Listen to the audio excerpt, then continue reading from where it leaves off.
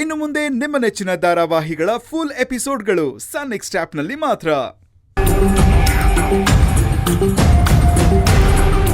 ತಂಗಿಯಾಗಿ ನೀನ್ ಇನ್ ಮೇಲೆ ನಂಬಿಕೆ ಇಟ್ಟಿದ್ಯಾ, ಆದ್ರೆ ನಾನು ಇವನನ್ನು ಸ್ವಲ್ಪ ಬಯದಲ್ಲಿಟ್ಟಿದ್ದೀನಿ ಅಷ್ಟೇ.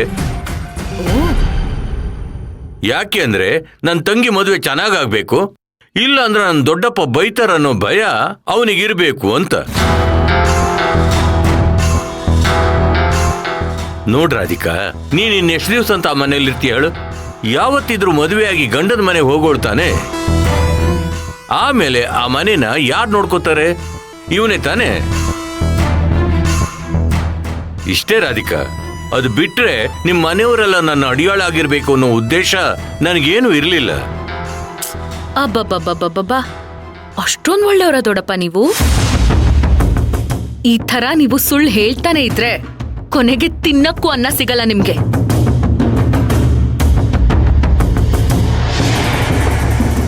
ಚೂರುನು ತಡವರಿಸ್ದ ಹಾಗೆ ಸುಳ್ಳು ಹೇಳ್ತಿದ್ದೀರಲ್ಲ, ಆಸ್ಕರ್ ಅವಾರ್ಡ್ ಕೊಡ್ಬೇಕು ನಿಮ್ಗೆ.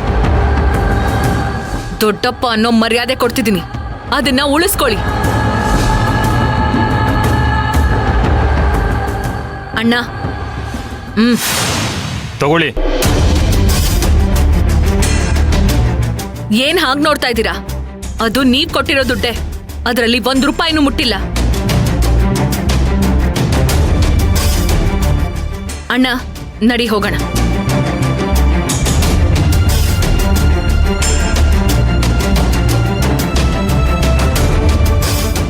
ರೀ, ಹಾಗಾದ್ರೆ ಕೊನೆವರೆಗೂ ಇವ್ರನ್ನ ಮಾಡಿ ಅಲ್ರಾಗಿರಲ್ವಾ?